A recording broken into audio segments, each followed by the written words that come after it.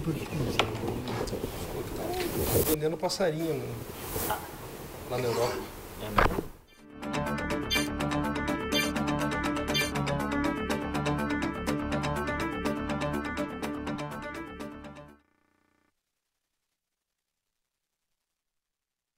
Aqui você encontra as melhores marcas com as melhores condições de pagamento, excelência nos serviços e o melhor atendimento da cidade. Quer qualidade, segurança e economia? Itapê Pneus, Rua Coronel Afonso 150, Itapetininga. Assista agora, Jornal Cidade Livre. Jornal Cidade Livre. Apoio Cultural. Itapê Pneus, desde 1948, servindo você.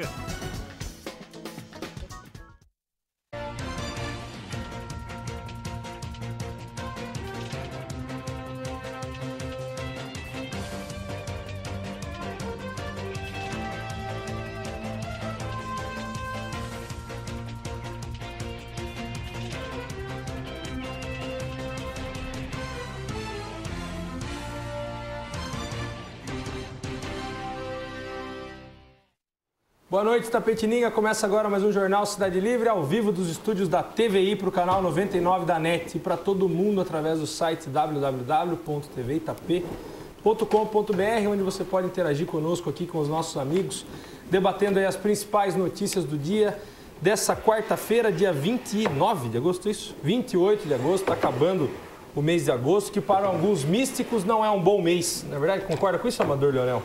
Concordo. Seja bem-vindo ao programa. Obrigado. Entregar sua água aqui para não cansar. Seja bem-vindo, Amador. Rômulo Recarte. E aí, meu amigo, tudo bem? Tudo. Seja bem-vindo também. Muito obrigado. Do lado de cá, Vitor Oliveira. Seja bem-vindo, Vitor.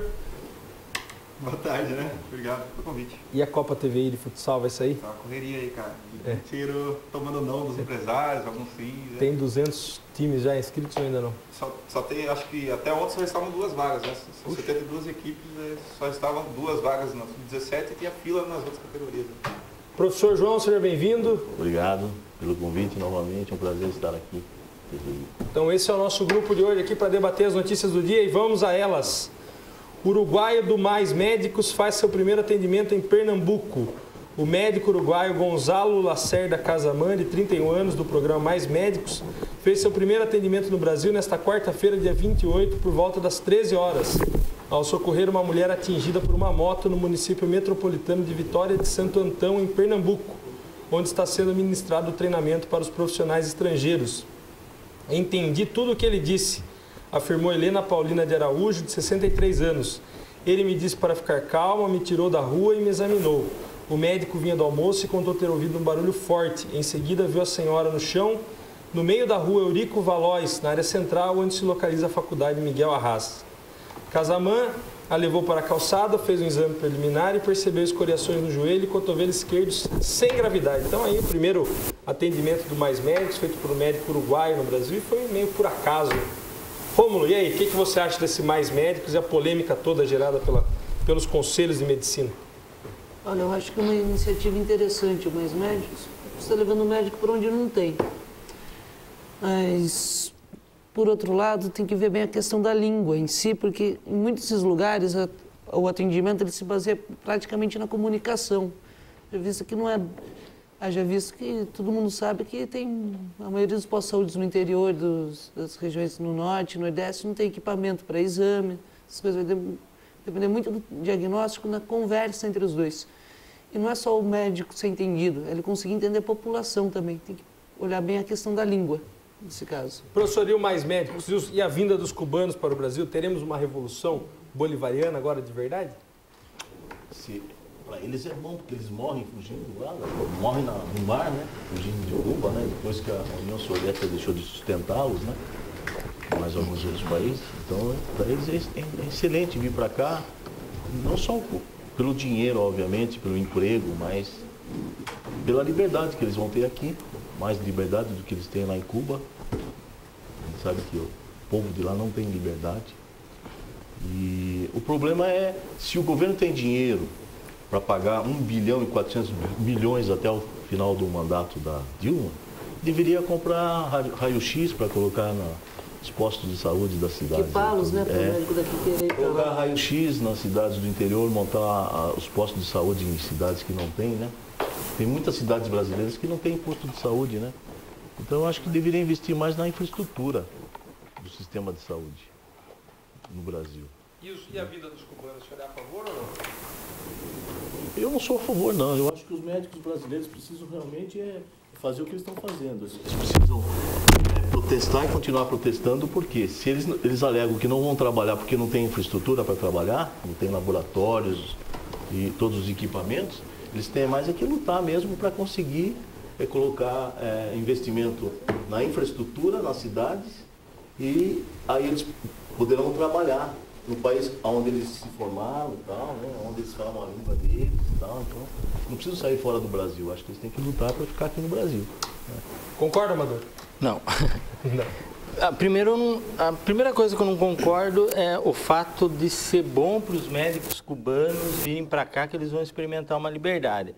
Às vezes eu acho que até isso pode ser bom para o regime cubano. Se você for pensar que os médicos cubanos vão trabalhar naqueles rincões do Brasil, além de não ter infraestrutura nenhuma, com uma pobreza que acho que talvez eles não conheçam em Cuba, a pobreza extrema que vive o povo num país de capitalismo mais selvagem como o nosso. Uma coisa interessante foi quando você falou ontem, eu até escrevi uma síntese ali no Facebook, da médica que falou que a repórter que falou que os médicos cubanos parecem com empregadas domésticas, né? Eu pensei assim, inverter a pergunta. Então, nossas empregadas domésticas parecem com médicos cubanos, né? Mas por que isso? Porque nossas empregadas domésticas são descendentes de escravos, né? São a maioria morenas, mulatas. E os cubanos também tiveram escravidão. Então a gente teve escravidão no Brasil, escravidão em Cuba. Só que aqui no Brasil, esses descendentes de escravos ainda continuam trabalhando nas tarefas mais simples, como empregados domésticos, né? Ou seja, os descendentes de escravos ainda estão servindo os brancos, os descendentes dos europeus, os doutores. Enquanto em Cuba, os descendentes de escravos viraram doutores. Então, a nossa classe média, a nossa elite, ela... como que pode? Os nossos antigos escravos agora são doutores? E aí já vai o primeiro preconceito em relação aos médicos cubanos, que vem já da aparência e da cor, né?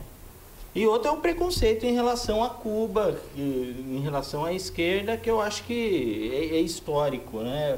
Você vai ter que voltar lá na época da ditadura para entender a Guerra Fria, para ver por que o Brasil tem uma relação tão passional com Cuba, né?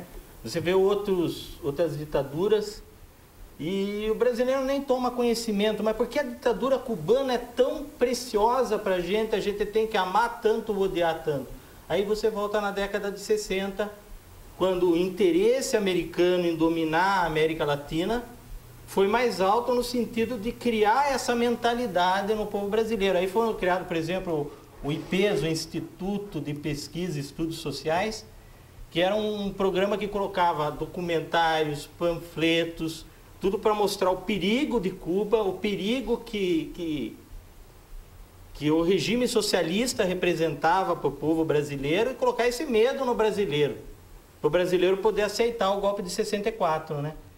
E esse medo veio passando de geração em geração. Então, no Mais Médicos, eu acho que quem vai sofrer mais a pressão da opinião pública são os médicos cubanos, mais do que o uruguaio, o europeu.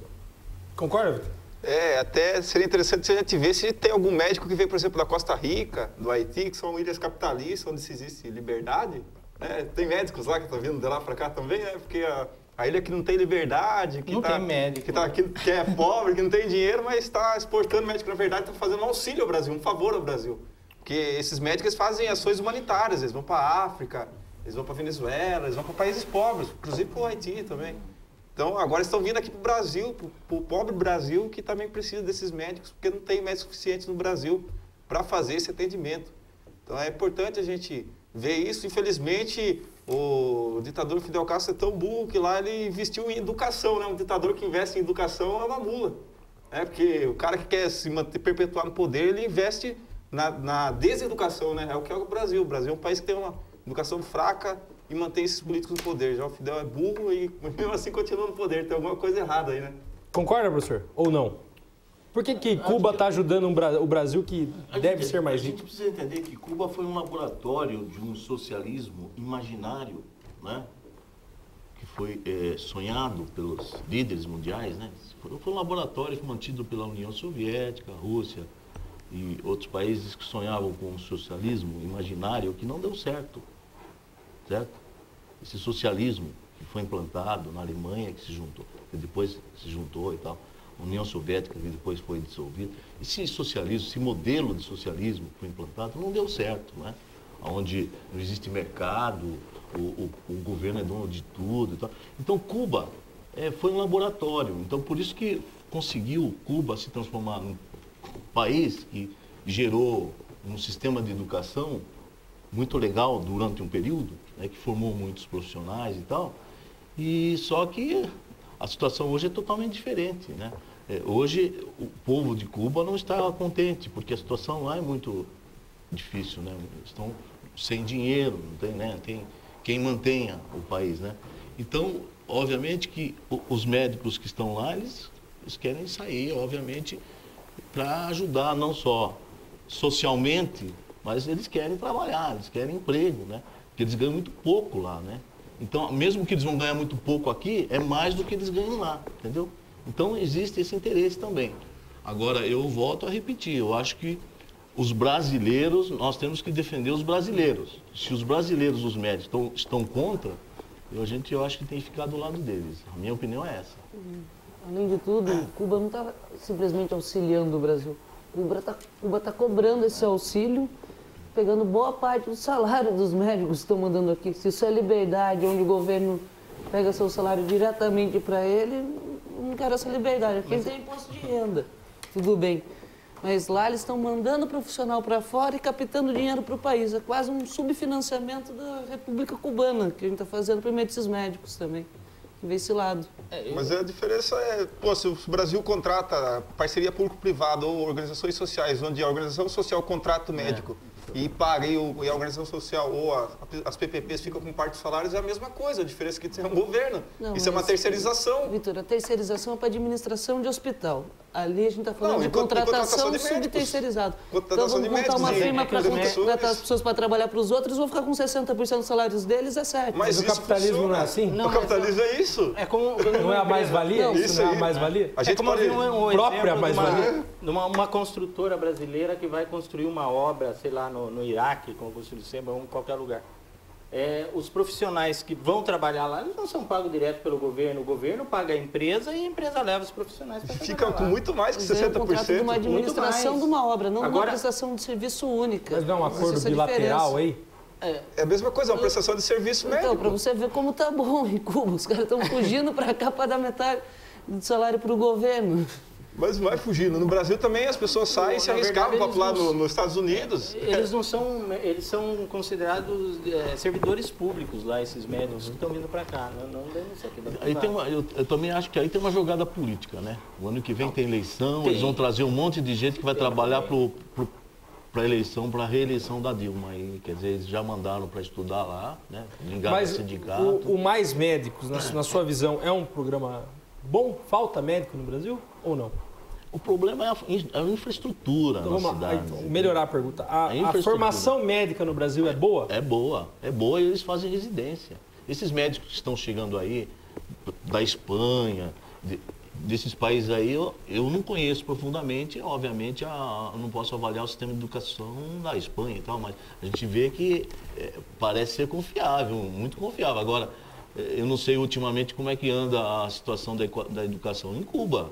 A formação dos profissionais em Cuba. Eu só sei que de uns anos para cá, Cuba está uma situação muito difícil, entendeu? Então, será que estão bem formados? Aqui no Brasil eles fazem residência antes de trabalhar, os médicos. Eles fazem 5 anos de medicina, 6 anos, depois fazem residência. O Conselho de Medicina não deixa o pessoal trabalhar, não, entendeu? Que é divergência. Então, a qualidade dos nossos médicos que entram no mercado, com certeza é ótima a qualidade dos nossos médicos. Vitor, a formação do médico no Brasil é boa?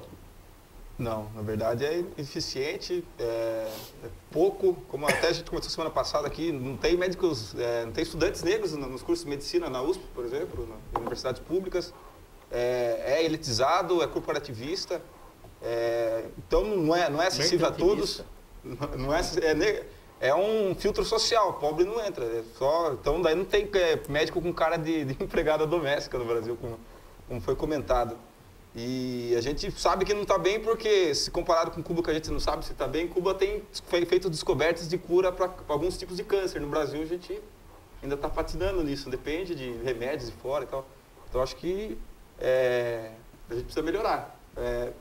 Da forma como tinha sido feita primeiramente, eu achei errado, porque estava aumentando muito o período do curso, eu acho que estava errado. Mas vamos ver se agora se ajustam melhor, colocam residência e melhora essa questão. Rômulo, a formação do médico brasileiro é boa? Olha, tem faculdade e tem faculdade. Não posso responder por todas, mas existem faculdades sérias e existem faculdades que são só comércio, como todos geral. os cursos. Mas eu acredito que a formação se dá muito em função do aluno, em vez das instituições de ensino. Eu acredito que a formação, de uma maneira geral, é boa, sim. Amador, é boa? Eu concordo com o Rômulo nisso. Mas eu acho que assim, o que pesa muito também é o corporativismo também, a mercantilização da medicina, né? Você vê em países, o Brasil ele copia muito os Estados Unidos, né? Daí você vê nos Estados Unidos, o Obama não consegue criar um sistema público de saúde. Por que não consegue criar um sistema público de saúde? Porque os planos de saúde não deixam, né? Então eu acho que, é lógico que o sistema público brasileiro de saúde falta equipamento, sim, falta hospital, que está certo, falta mesmo. Mas falta médico também, né? Se for ver a pesquisa, assim, o número de médicos por habitantes no Brasil é bem baixa, se comparado com outros países, mesmo da América Latina. O que você achou do presidente lá do Conselho de Minas Gerais, que disse que ia aconselhar os amigos médicos a não ajudarem ou não intervirem em caso de erro praticado por profissionais do exterior? Eu achei terrível, né? Deve ler o Estatuto do CRM, esse cara. Eu acho que ele está indo contra. Eu acho que ele é um dos que foram mal formados aqui no Brasil mesmo, né? Algum comentário, professor? O bairrismo ele é ridículo, mas ele existe bairrismo. Eu morei 7 anos em Curitiba, na mídia lá na cidade, na televisão tinha assim, o emprego é para paranaense. Paraná, aqui o Brasil dá certo, entendeu? É propaganda na mídia no Paraná, Curitiba, entendeu? Então é um bairrismo ridículo. Igual a nossa Revolução de 32, né? Os paranaenses perguntavam para você é paulista, o que você veio fazer aqui? Eu tinha aluno que falava assim, professor, o senhor veio para cá, quer dizer, esse é um tipo de bairrismo, como a gente às vezes ouve aqui também, dizer que aqui em Itapetininga tem um bairrismo também, assim, né, então esse bairrismo é ridículo, mas existe. Então a gente acaba, por exemplo, eu vou defender os meus companheiros, os meus brasileiros aqui, pô, os médicos estão aí saindo, fazendo protesto, você acha que eu não vou, eu acho que eles têm que, mais é que lutar pelos direitos deles, pô. Entendeu? Agora, essa presidente, ela é ligada a Lula, que é ligada a Hugo Chávez e tal. Quer dizer, um sistema que eles querem implantar aqui no Brasil, que não existe, que a gente já foi implantado lá na Europa, não deu certo, entendeu? Você acha que o PT quer deixar o Brasil eles socialista? Exatamente, mas um socialismo que não foi, aquele que foi implantado lá, não deu certo aquele modelo, entendeu? Então, o Hugo Chávez, ele queria fazer esse tipo de... Chegou até a implantar na Venezuela, né?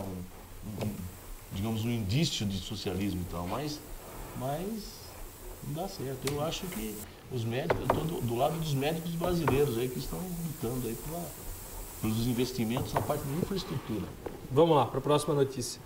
Na TV, PT exibe protestos e compara Dilma e Lula a líderes como Mandela e Gandhi. Inserção de TV do PT que vai ao ar a partir desta quarta-feira à noite exibe imagens dos protestos que se espalharam pelo país depois de junho, intercaladas com cenas de Lula e Dilma Rousseff, para pregar que a política é responsável por levar as grandes transformações sociais. Em vídeo de forte apelo emocional, concebido pelo jornalista João Santana e pelo publicitário Marcelo Kertz, um narrador constrói um discurso voltado prioritariamente aos jovens e que vai na contramão de um dos motes das passeatas, a negação da política e dos partidos. Acredite na política, prega o locutor com voz experiente como a dar um conselho aos jovens que foram às ruas em todo o país. Entremeando em ritmo frenético imagens de Lula e Dilma, as de outros líderes políticos brasileiros e mundiais, como Nelson Mandela, Mahatma Gandhi, Tiradentes, Abraham Lincoln, Getúlio Vargas, Fidel Castro e Martin Luther King, cujo famoso discurso A Have a Dream completa 50 anos. A propaganda petista investe na narrativa de que só por meio da política podem se promover as mudanças que as ruas exigirão nas jornadas de junho.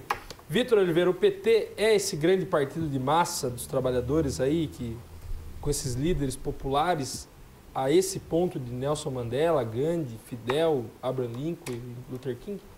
Bom, eu não tenho dúvida que o PT é fruto da luta dos trabalhadores. Agora, minhas dúvidas é se ele continua sendo fruto dessa luta, se ele continua trabalhando para os trabalhadores. Até me assusta o PT falar que um dos líderes aí que ele se compara é Getúlio Vargas, né?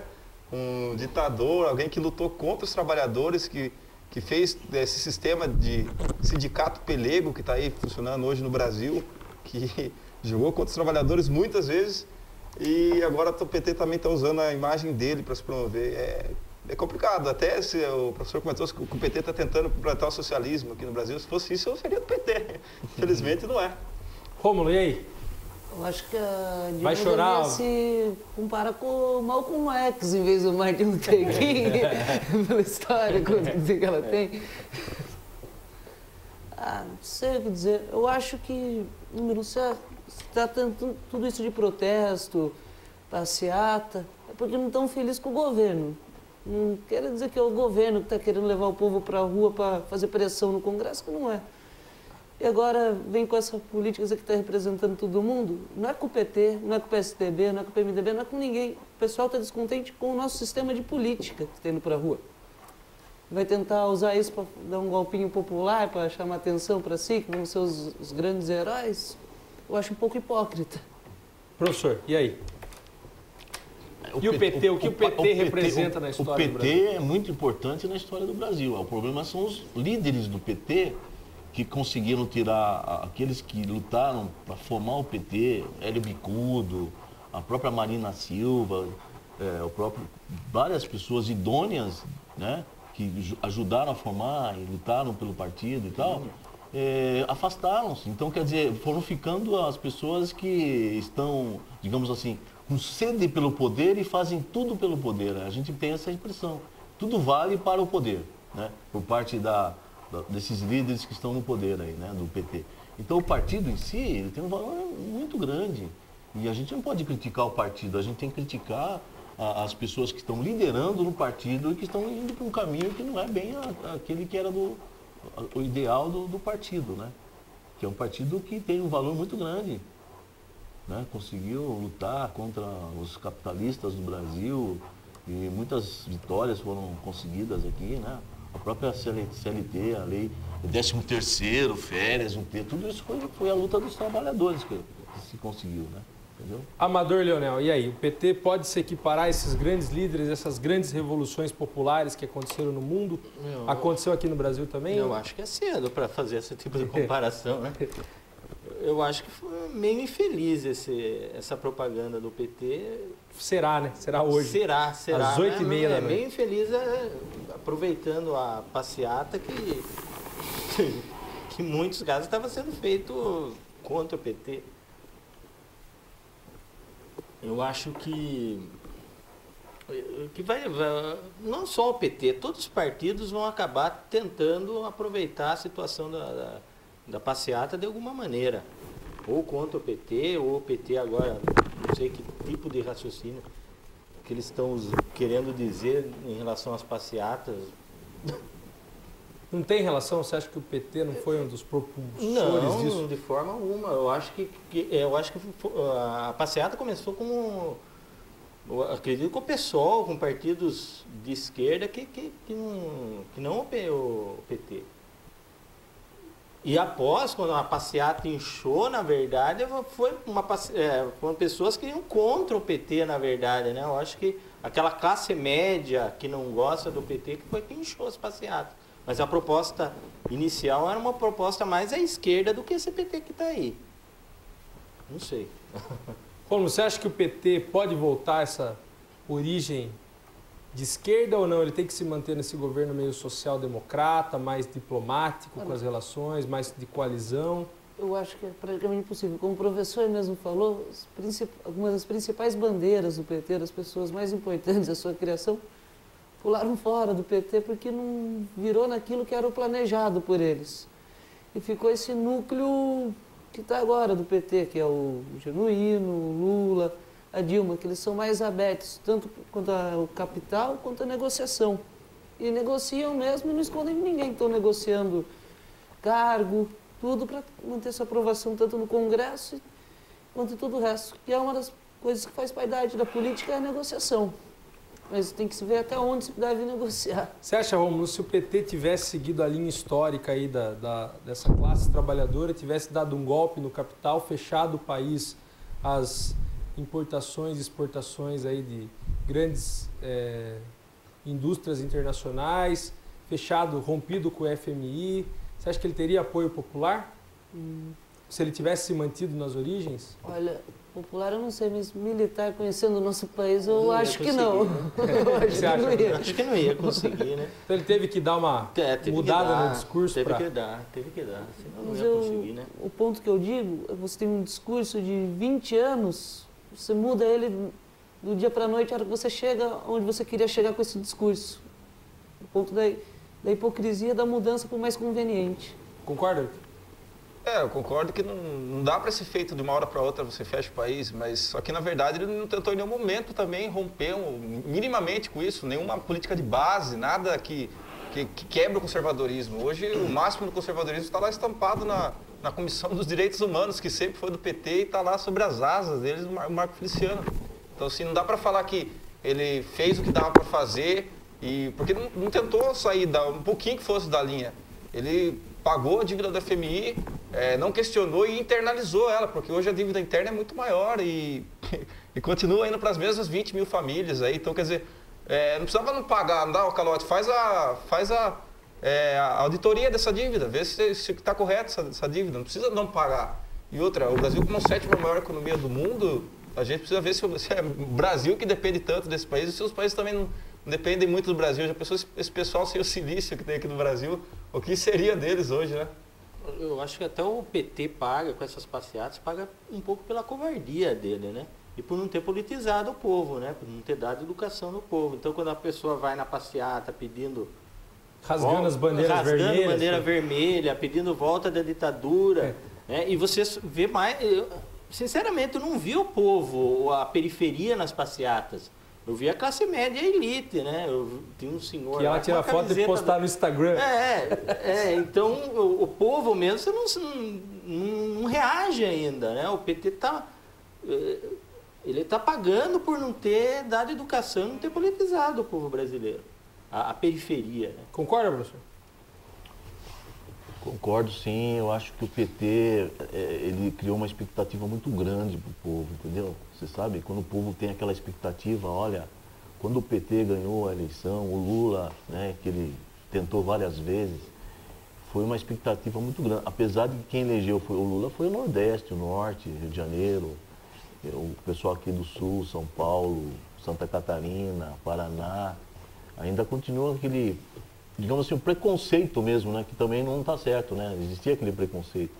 Mas a expectativa foi muito grande, criada, né? E de repente o PT, esses líderes do PT começaram a fazer acordos com todos os partidos. Quer dizer, isso aí é almejar o poder, entendeu? É deixar de lado toda a ideologia do partido e pensar exclusivamente no poder. Olha, nós vamos fazer um projeto de poder, aí a gente vai ficar uns 50 anos no poder. Quer dizer, isso aí é que não pegou legal, né? E ficou claro tudo. Professor, entre o governo do PSDB, do Fernando Henrique, e o governo do PT desses 10 anos, qual o senhor avalia como mais benéfico para o país? O PSDB foi péssimo, o FHC também. Ele não fez nada pela área de educação, pelo contrário, ele seguiu a mesma linha quando eles privatizaram as faculdades, a educação foi privatizada, já na época do José Sarney.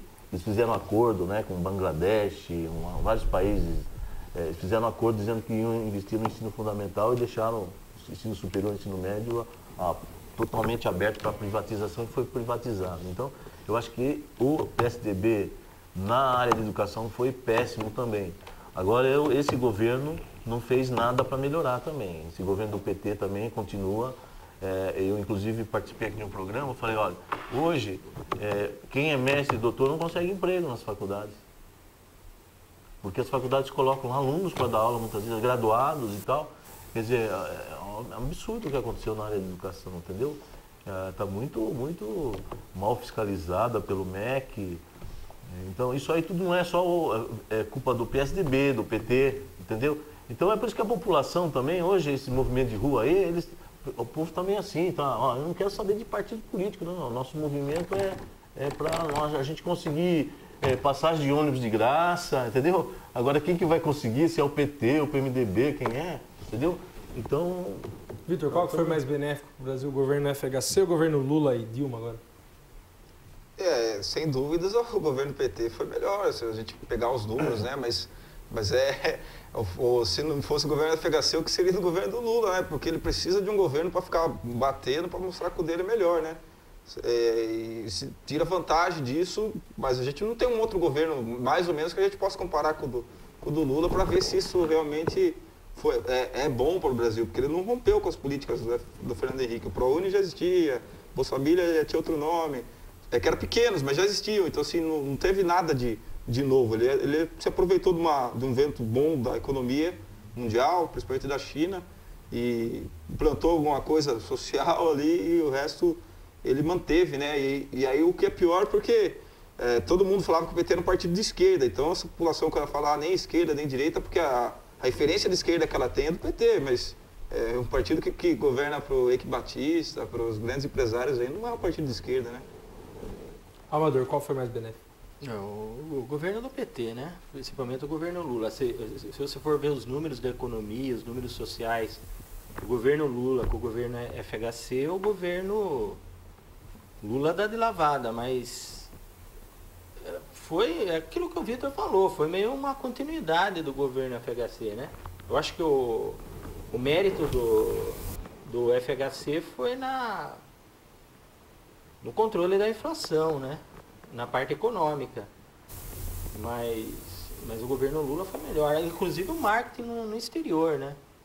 Bem ou mal, tem gente que fica louco da vida com isso, mas o Lula é um líder reconhecido no exterior. Rômulo, e aí? Bom, é difícil comparar o governo com um número frio, porque você tem que ver também os números que ele herdou antes de comparar o número do que ele alcançou. Então, você pegando uma situação onde a gente sai de um impeachment, o país desacreditado até internacionalmente, você tem que fazer toda uma reformulação. Então, é difícil você comparar. Eu acho que os dois governos foram bons. Eles seguiram uma linha que começou com o Collor, apesar do impeachment, tudo que foi a abertura do nosso capital, e foram seguindo, porque se a gente fala, o Collor foi ruim, a FHC foi ruim, o Lula foi bom, o Collor foi ruim, a FHC foi bom, o Lula foi ruim, o Collor foi bom, os outros dois foram ruins. E muita gente fala e defende a bandeira do candidato, da pessoa, e não é a bandeira da continuidade do país, seguindo uma linha, buscando a melhora. Maravilha. Vamos para os nossos apoiadores culturais, daqui a pouco a gente volta com o Jornal Cidade Livre. Até já.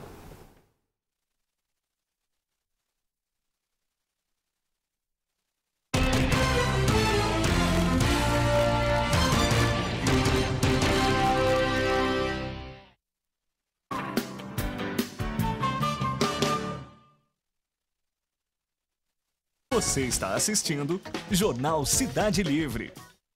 Pneus. Aqui você encontra as melhores marcas com as melhores condições de pagamento, excelência nos serviços e o melhor atendimento da cidade. Quer qualidade, segurança e economia? Itapê Pneus. Rua Coronel Afonso 150, Itapetininga. Em comemoração aos 25 anos da Associação Nossa Senhora Rainha da Paz, show com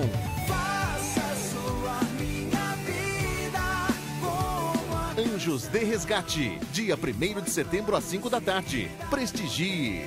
Oi, Fofi! Todas as terças e sextas e domingo, programa Pratos e Papos com Neta Bueno aqui na TVI. Estaremos juntas, eu, você e eu. Aguardo você, Fofi!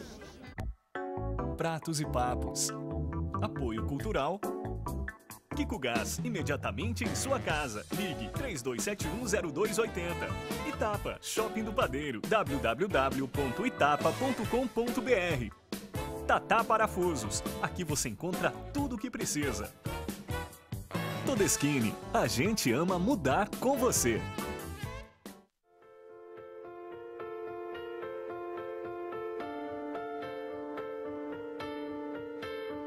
Hoje eu trago uma novidade sofisticada do mercado imobiliário de Itapetininga, o lançamento do Espaço Verde 2, um empreendimento da Ielo Urbanismo, uma empresa com mais de 10 anos de ótimos resultados, que se tornou referência em loteamentos de alto padrão, comercializando mais de 2.500 lotes nas cidades em que atua do interior do estado de São Paulo.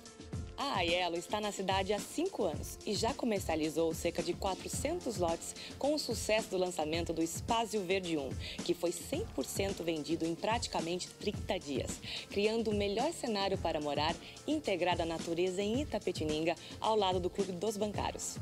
Agora nós vamos conversar um pouco com alguns corretores da Ielo Urbanismo que vão nos contar sobre o sucesso dessa empresa aqui em Itapetininga e do lançamento deste novo produto ainda mais sofisticado aqui na cidade. O Residencial Espaço Verde 2 é um empreendimento que está localizado na região mais nobre da cidade de Itapetininga.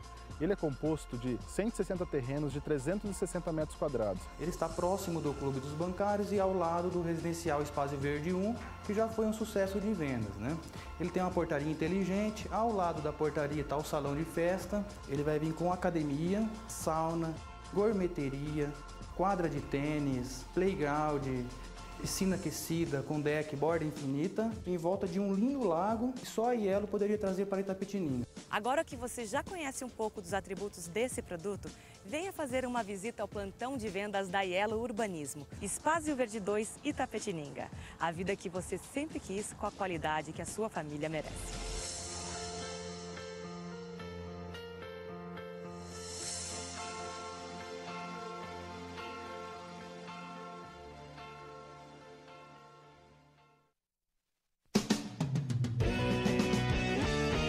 EP Despachante, referência há mais de 30 anos em Itapetininga e região.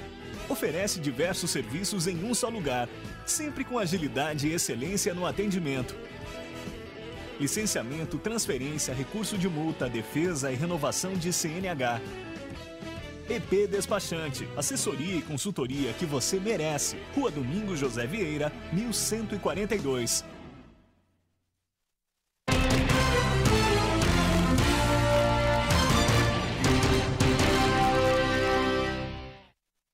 Voltamos em Itapetininga com o Jornal Cidade Livre, hoje aqui com o professor João, Vitor Oliveira, Amador e Rômulo Recarte. Queria mandar um abraço para minha amiga que me parou hoje lá no restaurante lá da Vila Rosa. Mariângela, obrigado pela audiência do programa aqui, assista sempre a TVI e participe conosco aqui, ajudando a gente a construir esse programa, deixá-lo cada vez melhor e cada vez mais acessível à população de Itapetininga, porque ele é feito realmente para os itapetininganos de Itapetininganos, ou vividos itapetininganos, ou que têm afinidade com Itapetininga, para itapetininganos. Hoje saiu um boato fortíssimo, já foi confirmado que a comissão processante lá que investiga supostas irregularidades do prefeito Luiz de Fiore foi suspensa até que essa comissão informe ao juiz alguns trâmites. A TVI não tem essa liminar aqui, mas ela fala realmente disso. Essa suspensão, não houve o arquivamento, não houve o trancamento aí dessa comissão, houve apenas a suspensão dela. Queria saber... Nem a suspensão, né? Porque não foi notificado ainda. Não, a suspensão, o Milton Nery acabou de confirmar aqui para mim na internet, a suspensão foi suspensa até eles se manifestarem, só isso. Queria saber de vocês, esse processo de impeachment, aí, processo de cassação, essas denúncias, o professor tem gravidade suficiente para cassar o prefeito, isso? Ou isso gera mais um problema para a cidade do que uma solução? É devido à ausência do Marcelo Nanini também, isso aí, né? Que houve essa suspensão, né? Então, até pedi e o Marcelo Nanini tinha falado que não ainda se ausentaria, né? Ele não tinha falado que não se ausentaria da cidade? Eu vi, parece que um programa onde ele falou que ele não se ausentaria da cidade, entendeu? E um dos motivos é a ausência dele, que eu estou entendendo. Eu vou esperar o Milton Nery me confirmar. Milton Nery, me confirme aqui qual o teor da liminar do prefeito Luiz de Fiore para que eu possa informar a população de Itapetininga. Então, na verdade, eu Eu estava com o Milton até umas 4h30, a gente estava resolvendo a Copa TVI e o celular do Milton hoje estava uma loucura. Imagina. Então, assim, o que eu sei, foi feito um monte de pedido, né, por vários vícios, segundo a defesa do prefeito. O juiz ainda não aceitou nenhuma, mas pediu esclarecimentos da Câmara, quer saber o que está acontecendo, quer a versão da Câmara. Mas deu a liminar para suspender ou não? Então, suspendeu para esclarecimentos. Então, a partir do momento que o Milton fosse notificado, ele tem que preparar 10 dias. A defesa dele para o juiz ver se vai acatar os pedidos do Di Fiore que ele solicita lá, a questão do Milton, a questão do próprio Marcelo, está afastado. São vários pedidos. São várias pretensas novidades. Vários vícios, né? Mas vamos voltar nessa denúncia na comissão procedente. Professor, e aí? Tem materialidade suficiente para isso? Sim. Você acha que dá para caçar o prefeito? O prefeito não pode fazer o que aconteceu aí, deixar usar um ginásio por um assessor dele lá, um assistente dele lá, usar sem alvará, sendo que ele foi fechar os bares, aí ele mesmo, pessoalmente, né? Eu particularmente acho que ele foi fazer isso para se aparecer na mídia. Quando ele foi fechar os bares lá, quando aconteceu o problema lá no Rio Grande do Sul, que ele foi fechar bar de todo o bairro aí, pessoal, sem falar com ninguém, entendeu? Eu acho que foi uma atitude equivocada dele. E agora ele deixa usar o ginásio de esporte sem alvará e tal, porque tem alguém lá que trabalha com ele, quer dizer, isso não pode acontecer, né? E tem o problema de Avaré também, que ele fez investimento lá em Avaré, de repente vem lá o cara que acompanhou os investimentos dele em Avaré para assumir secretaria aqui, quer dizer, e eu acho que está errado esse tipo de comportamento. O prefeito não pode fazer isso, não. Eu acho que ele é um funcionário público, ele não pode. Na empresa dele ele pode fazer o que ele quiser, mas na prefeitura não. Tem que respeitar, né? Rômulo, a Câmara é a materialização ali do interesse público da população em si, ali estão os representantes do povo. O povo quer que o prefeito Lídio Fiore seja cassado? Não os vereadores, o povo. Pelo que a gente ouve na rua, dá a impressão que sim. Você acha que a situação dele é ruim? Olha, a oportunidade dele continuar tentando a justiça mesmo? As denúncias são bem graves, né? Mas aquela coisa, tem que esperar o processo para falar, tem que ver o que vai ser apurado, só foi feita a acusação dele até agora, tem que ver bem como ele vai se defender disso, os esclarecimentos que ele vai prestar para a população. E é duro falar só olhando um lado, só tendo acesso a um lado por enquanto. Você acha que ele pecou por não ir a público e se explicar, ou contar para a população, ou deixar pública a defesa que ele fez já na comissão? Você acha que isso faltou um pouco esse diálogo? Eu acho que sim, porque quando você está lá posto pelo povo para representar o povo e para ser a voz do povo, você tem que se esclarecer ao povo quando acontece alguma coisa errada ou quando aparenta ter acontecido alguma coisa errada. Concorda, Manu? Eu concordo, mas é muito difícil ver político fazendo isso quando está acuado, quando está acusado. Né? Eu acho que as denúncias são graves. Como ele falou, aparentemente a população está insatisfeita com o governo de Fiore, o que piora a situação dele. Mas o que ele fez é a defesa preliminar dele, é atacar o procedimento, né? Se tiver algum vício no procedimento, né? Agora esse vício tem que ser sanado para entrar no mérito, né? O processo não pode parar. E você acha que os vereadores aí vão corrigir esses equívocos aí na justiça? Eu espero que corrija, né? Vamos esperar a volta do Marcelo Nanini, né? Vitor Oliveira, e essa situação toda do prefeito Lídio Fiore, todo esse embate político que há na cidade, ele disse que isso não passa de manobra política. Eu só queria que ele informasse de quem. Né? O povo tem o direito de saber quem está manobrando em tese contra ele. Eu gostaria que ele viesse a público e falasse o nome, porque é de interesse público esse nome, porque é complicado. Infelizmente, a gente sabe que está aí há muitos anos derrubando prefeitos, né? Então, algum prefeito tem que denunciar esse nome aí para a gente ver se toma alguma atitude, né? A gente vê que a popularidade do prefeito está abalada. No primeiro momento eu achei que ele não tinha sentido impacto, agora eu já comecei a perceber que sim, que ele sentiu. Por que você percebeu? Pelo anúncio da passagem R$1, por exemplo, é um assunto que está sendo notícia no Brasil inteiro sobre o assunto de passagens, sobre transporte público. Então ele vem com um anúncio que vai reduzir a passagem. Isso para mim é para tentar melhorar a imagem, porque se fosse para melhorar o transporte não seria reduzindo a passagem por enquanto, que seria essa a solução. Então eu vejo que agora ele está tentando recuperar a imagem. Dentro desse processo existe também que ele tem que ir lá fazer a declaração dele. Pelo que eu estou sabendo, até o momento Então, isso também é uma manobra, esse mandado de segurança é uma manobra, talvez, impedir que ele vá ao plenário prestar esse esclarecimento. Então, é complicado. Toda essa situação está complicada, eu estou tentando ficar o mais longe possível disso. É que hoje eu acabei me esbarrando nisso, mas é nojento de ver isso aí. Professor, você não acha que esse pedido de impeachment, de cassação do prefeito de Fiore, é uma tentativa de subverter a vontade popular, a vontade das urnas? Uma medida antidemocrática? Ou não? Não observa dessa forma? Não, todo cidadão tem o direito de fazer uma representação e se ele acha que está errado alguma coisa que o prefeito está fazendo na cidade, é que a gente não tem esse hábito, né? A gente fica meio assustado, né? Mas o certo é isso mesmo. Se eu achar, eu sou um cidadão que mora na cidade e voto, né?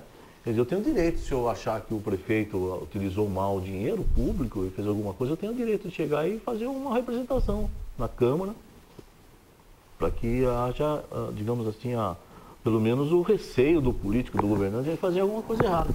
Porque aqui no Brasil a gente vê que o pessoal gasta o dinheiro público com uma irresponsabilidade impressionante. Eu já falei várias vezes aqui sobre auditoria, que não implanta um regulamento para evitar, para ver se diminui essas corrupção que tem, né, má aplicação de dinheiro.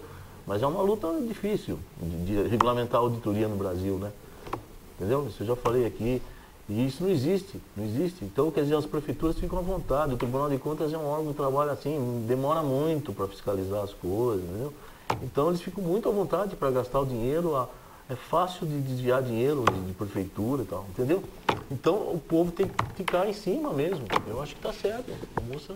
Não é uma tentativa de subverter a vontade popular, não, Amador? Eu concordo plenamente com ele. Eu acho que o processo é um processo mais delicado, porque é lógico que é um prefeito eleito pela vontade popular. Mas a qualquer momento ele tem que ter tem que prestar contas. Ficaria muito fácil se você não pudesse derrubar não estou falando no caso do De Fiore, mas derrubar um prefeito, um governador ou até um presidente corrupto.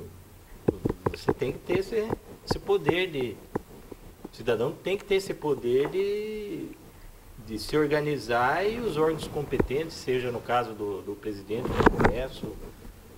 O recall, que todo mundo fala, essa cláusula de revogação do mandato, você acha que deveria existir no Brasil? Como um dos indícios da reforma política? Não seria tão singelo o mandato? Não seria algo tão... Não, aí não. Tão descartável, não. Aí eu acredito que eu não gosto de você, eu vou armar e te derrubar. Não, acredito que aí não. Como, e aí? É uma tentativa de subverter a vontade popular?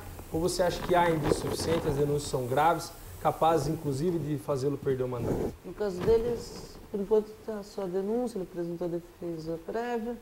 Mas eu vou falar um caso geral. Um mandado popular, você não tem uma procuração branca para fazer o Estado que você bem entende. Tem meios, você assume um compromisso também junto às legislações que regulam o cargo que você está ocupando, que é a Constituição Federal, Estadual, Lei Orgânica, e tudo isso. E você tem certas responsabilidades. Vou dizer, não é o caso do prefeito, não sei como é que está esse processo dele, não acompanho.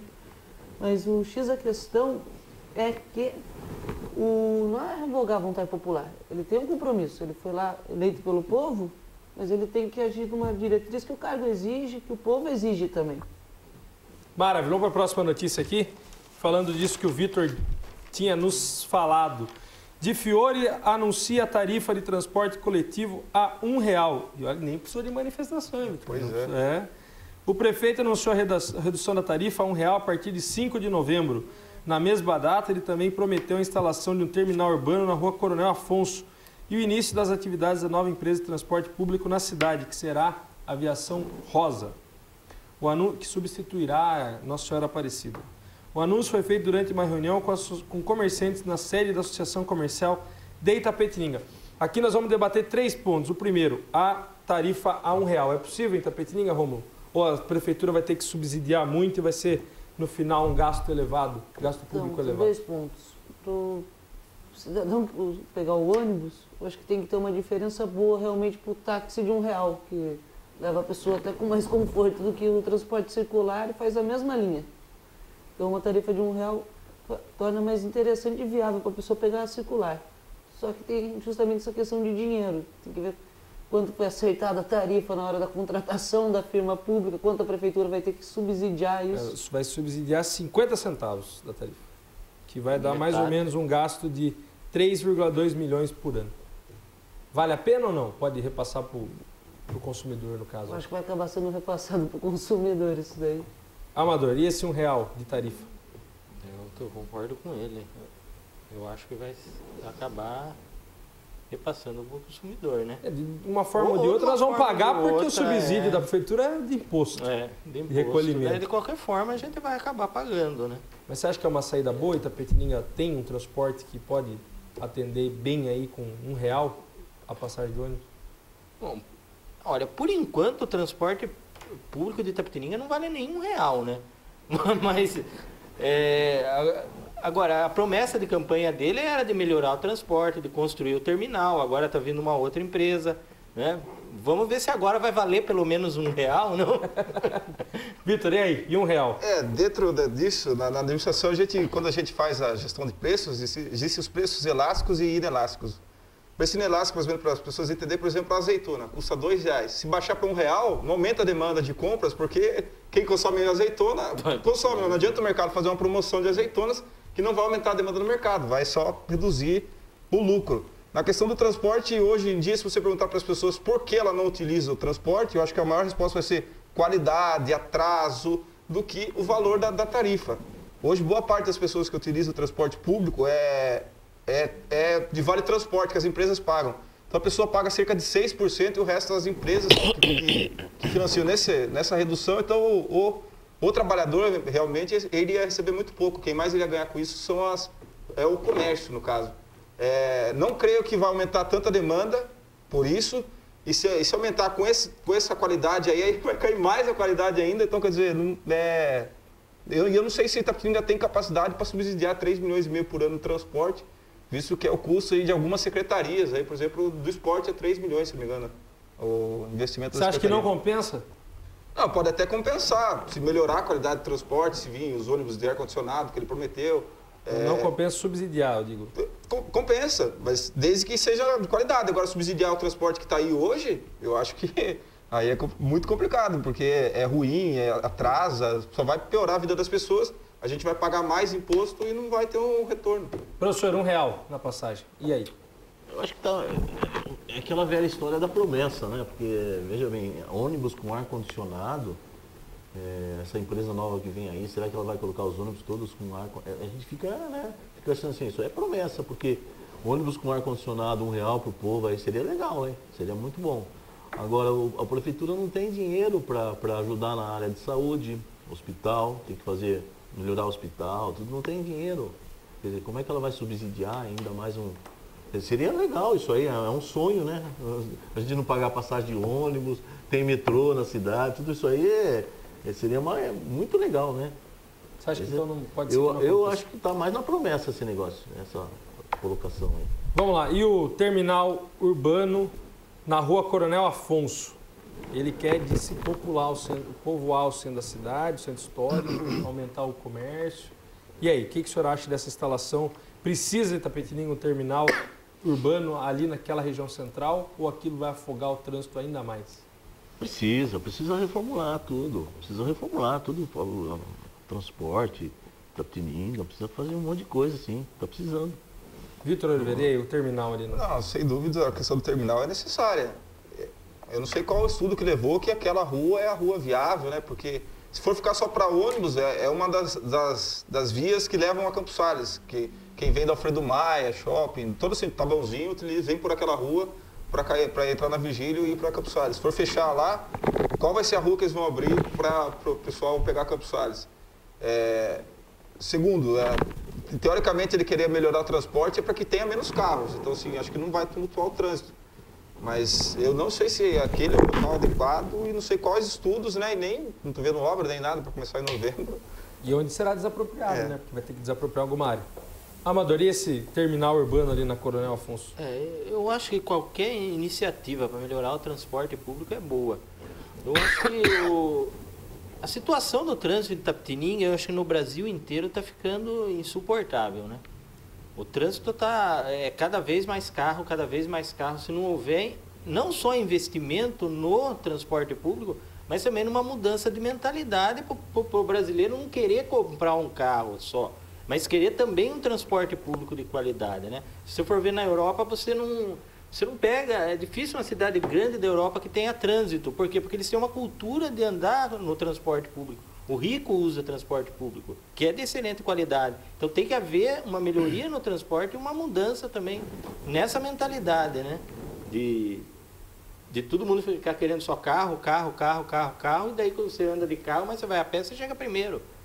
Né? Eu, por exemplo, estou firme na ideia de começar a deixar meu carro na garagem e começar a andar a pé. Porque tá complicado. Eu moro no centro.